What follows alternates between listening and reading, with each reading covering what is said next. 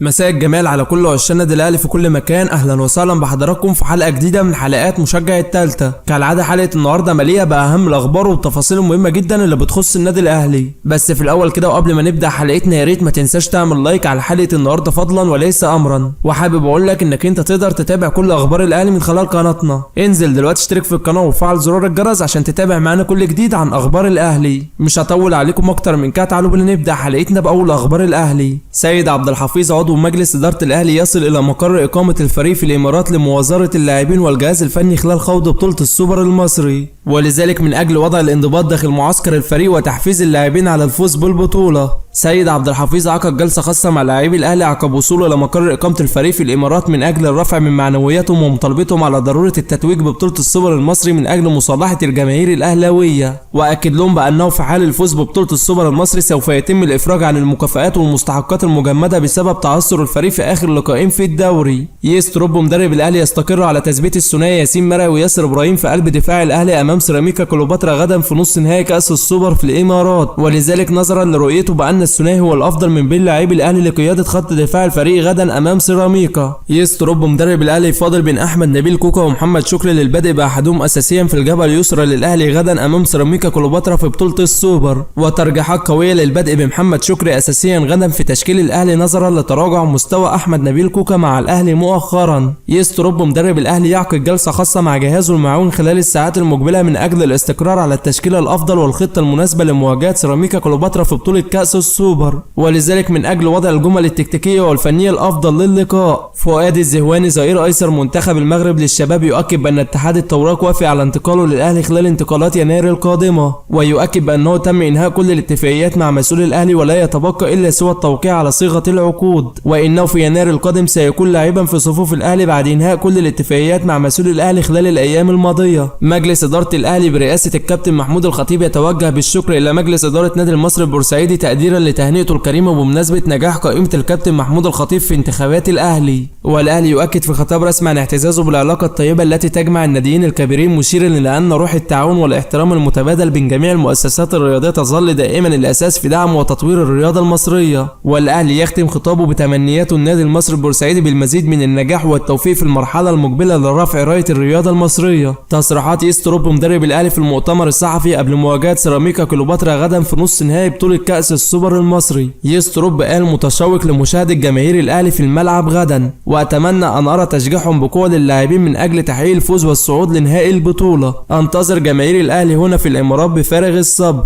قلت قبل ذلك بان الهجوم القوي يحقق الفوز في المباريات لكن الدفاع الجيد يحقق الالقاب، واعمل على تقويه خط الدفاع من اجل الخروج من مواجهه سيراميكا كليوباترا بدون استقبال اي اهداف. سيكون لدينا فرصه اكبر في تحقيق الفوز غدا والعبور للمباراه النهائيه. فالمباراه السابقه صنعنا 21 فرصه على المرمى ولم ننجح في تسجيل اي اهداف، وفريق المصري كان له فرصه واحده فقط في المباراه، وهذا يدل على كيف نعمل على تقويه الجانب الدفاعي، وايضا نعمل على تطوير خط الهجوم في نفس الوقت لاستغلال انصاف الفرص التي ستتيح لهم خلال مواجهه سيراميكا. هذا هي المره الاولى التي احظ فيها بالتواجد في بطوله السوبر المصري، لكني سبق لي وقمت بزياره الامارات في فترات سابقه، واتمنى ان احقق البطوله لاول مره لي مع الاهلي. انا اتعلم من مباراه لاخرى واتطلع للخطوات المقبله، وهدفنا الفوز على فريق سيراميكا كليوباترا غدا والوصول لنهائي كاس السوبر وتحقيق اللقب. امام عاشور ومحمد شريف يتدربون بشكل قوي ولديهم رغبه كبيره في العوده للمباريات خلال الايام القادمه، وهم تدربوا بالامس مع الفريق وسيواصلون المشاركه في التدريبات، وسوف نقوم بتقييم موقفهم جيدا وننتظر ظهورهم مع الفريق في اسرع وقت. احمد شوبير يؤكد بان امام عاشور انهى الجزء الاكبر من برنامجه التاهيلي واصبح يشارك في التدريبات الجماعيه بشكل تدريجي بدون المشاركه في التقسيمات، ويؤكد بان اللاعب يخوض تدريبات بدنيه وتدريبات الاطارات والاحمال تحت اشراف الجهاز الطبي ومخطط الاحمال في الفريق، وان اللاعب تعافى نهائيا من الفيروس الذي تعرض له مؤخرا وانه سترفع احماله تدريجيا حسب استجابته في التدريبات، خاصه وان اللاعب متحمس للعوده سريعا من اجل المشاركه مع منتخبنا الوطني في بطوله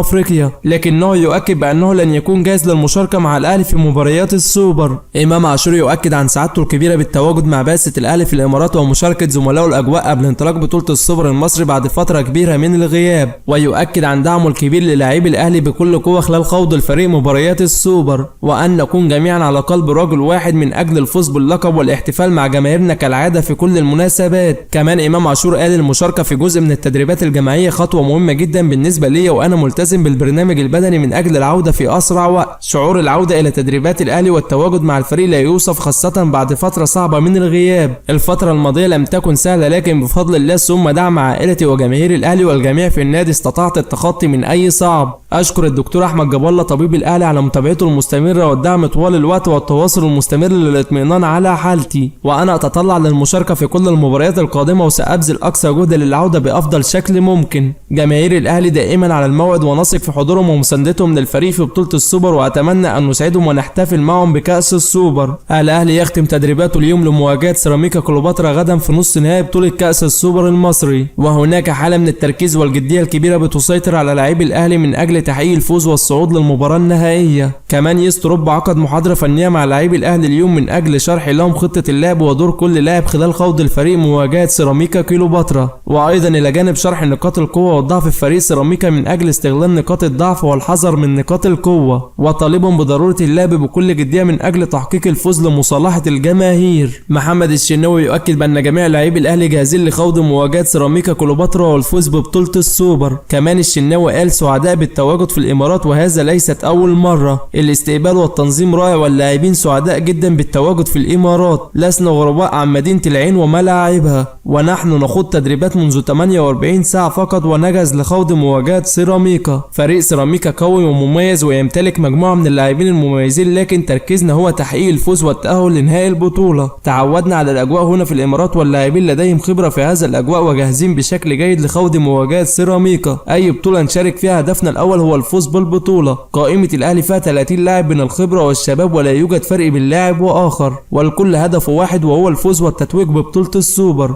ولدينا تفكير في البطولة للمرة الثالثة على التوالي بعدما حصدنا اللقب في آخر نسختين. اللاعبين الكبار يتحدثون مع اللاعبين الصغار والجدد بأننا فزنا بهذا البطولة مرات عديدة ونريد الاستمرار بالفوز بها، لأن بطولة السوبر سيكون دافع لنا بشكل قوي خلال الموسم من أجل الفوز ببطولة أفريقيا والدوري. وبكده يا صديقي نكون وصلنا لنهاية حلقة النهاردة اللي بتمنى تنال إعجابكم. في نهاية حلقتنا ما تنساش تعمل لايك، ولو أنت مش مشترك في القناة اشترك في القناة وفعل زر الجرس عشان تتابع معنا كل جديد عن أخبار الأهلي.